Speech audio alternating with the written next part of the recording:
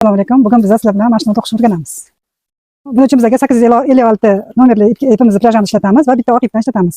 4-quruchuk 6 ta bez nakit olamiz. Ikkita. Endi shuni 30 tagacha ko'paytiramiz. Hozir hammasiga ikkitadan kirib chiqamiz. Keyin qatori bittasiga ikkita, keyingisiga ikkita mashina ko'payamiz. Mana qizda 30 tagacha ko'payib olganimizdan keyin 3 qator o'zini to'qidik.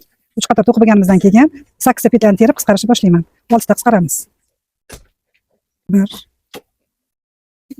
2 yana davom bir qator aylanib keldik qisqarganimizdan keyin. Endi yana aylanib kelib 5 ta qisqaramiz.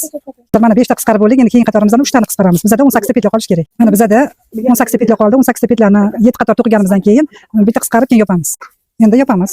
Tomonlama yopib chiqamiz. Mana tayyor bo'ldi oyoqchalarimiz. Endi tanasini boshlaymiz. 3 ta zanjir olib ikkinchisiga 6 ta qiramiz. Mana 6 ta qilib oldik. Endi har biriga 2 tadan kirdik. 6 tadan keyin 12 ta bo'ldi. Marker qo'yib olamiz. 1 2 1 2 aylanamiz. Keyingisi 1 1 2. Shunaqa qilib sekin-sekin ko'payib olamiz.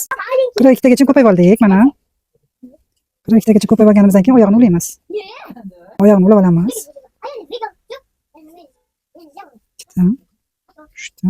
Biz oyog'ini ulab oldik 6 ta petla bilan. Bizda 36 ta qoldi.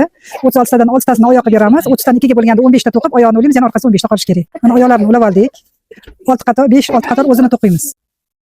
Oyoqlarini ulab bo'lganimizdan keyin 6 qator to'qidik qizlar. 6 qator to'qigandan keyin 6 tasini bitta qilib qisqarib chiqamiz. Keyin qator 5 tasini bitta qisqaramiz. Keyin oddiy to'qib oldik. Bu yog'iga 4 ta to'qiymiz, bitta qisqaramiz, 4 ta to'qiymiz, bitta qisqaramiz. Shunaqa qisqarib 18 tagacha, yelka qismigacha 18 ta qolish kerak bizda. 18 ta qoldi.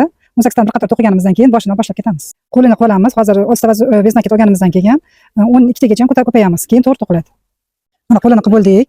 Ozgina sinchivon solamiz. Bu yerda pastki qismiga ko'proq solib, bu yerga solmaymiz. Qo'li bemalol turishligi uchun. Mana bosh uchun endi hammasiga ikkitadan kirib chiqamiz.